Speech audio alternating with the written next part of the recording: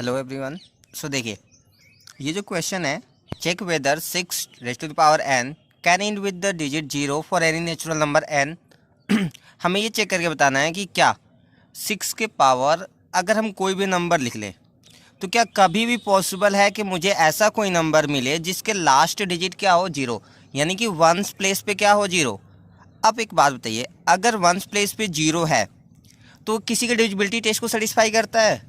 हाँ, हमें पता है कि जितने भी नंबर्स जिनके लास्ट में 0 होता है वो नंबर हमेशा क्या होते हैं, they are always divisible by 10। Clear है? And 10 can be written as the product of 2 and 5, right. It means that अगर कोई नंबर 10 से डिविजिबल है तो इसका मतलब ये भी क्लियर है कि वो नंबर हमेशा 2 into 5 के टर्म्स में लिखा जा सकता है। अब पावर कुछ भी हो उससे फ़र्क नहीं पड़ता, बट उसके दो फैक्टर कन्फर्म है एंड दोज आर 2 and 5। अगर मैं किसी तरह से ये प्रूव कर दूं कि मेरा 6 रेज़ टू पावर n का नंबर जो भी आएगा वो उसमें से या तो 2 या तो 5 दोनों में से कोई एक मिसिंग हो या दोनों ही मिसिंग हो, अगर ऐसा पॉसिबल है तो उस केस में वो नंबर कभी भी 10 से डिविजिबल नहीं होगा। और इसका मतलब ये हुआ कि वो नंबर कभी भी लास्ट डिजिट में 0 नहीं पाएगा, यानी कि उसके वंस प्लेस पे कभी 0 नहीं हो सकता। या फिर अगर मुझे कहीं से ये पता चल जाए कि वो नंबर जो 6 टू द पावर n का नंबर आएगा उसमें 2 और 5 दोनों नंबर्स आएंगे, ये अगर कंफर्म हो जाता है तो इसका मतलब वो नंबर हमेशा 10 से डिविजिबल होगा और उसके लास्ट में 0 भी आएगा। सो देखिए, बहुत सिंपल सा क्वेश्चन है, 6 raise to the power n। अभी बताइए, हम 6 raise to the power n को हम 6 का फैक्टर अगर करके लिखे तो क्या लिख सकते हैं? 2 into 3 raise to the power n लिख सकते हैं क्या?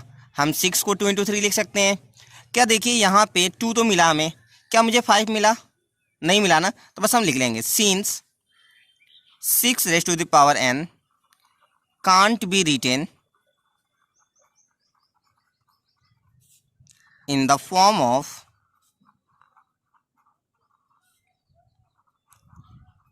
2 into 5 raised to the power any number, let's say x। n आप कुछ भी ले सकते हैं, आप n चाहे ले लें, आप m ले लें, x ले लें, उससे कोई फर्क नहीं पड़ता।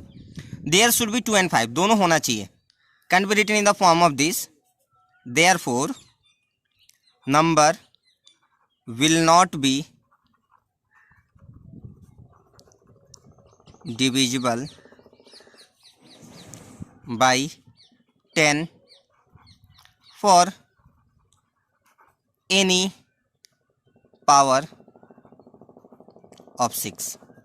क्योंकि 6 के पावर कुछ भी आप लिख लें उसका फैक्टर में 2 और 5 दोनों नहीं आएंगे। 2 तो आएगा लेकिन 5 नहीं आएगा, इसका मतलब वो नंबर 10 से डिविजिबल नहीं होगा।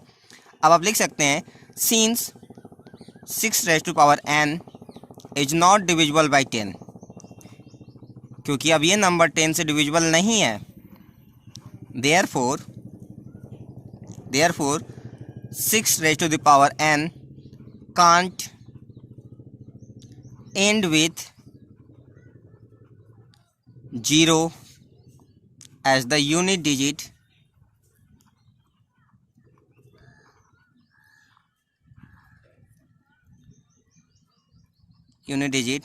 For any value of n, hence proved। Clear है? एक बार फिर से आप चाहें तो रिवाइज करके देख लीजिए।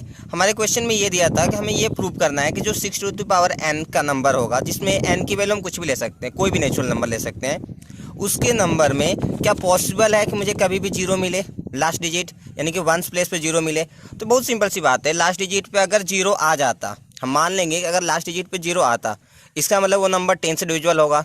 और 10 से डिविजिबल होने के लिए वो नंबर हमेशा 2 into 5 के टर्म्स में लिखा जा सकता है, क्योंकि जो भी नंबर 10 आएगा वो 2 से डिविजिबल होगा और 5 से भी होगा। अब हम क्या किए, 6 टू द पावर n का फैक्टर्स लिखे तो मुझे मिला कि उसमें 2 तो आ रहा था लेकिन 3 आया, यानी कि 5 मिसिंग था। तो हम कह सकते हैं क्योंकि इस नंबर में 5 मिसिंग है, इसका मतलब ये नंबर जो भी होगा वो नंबर कभी भी 10 से डिविजिबल नहीं हो सकता। क्योंकि ये नंबर 10 से डिविजिबल नहीं है, इसका मतलब इसके लास्ट में कभी भी 0 नहीं आएगा। Hence proved. That's all. Thank you.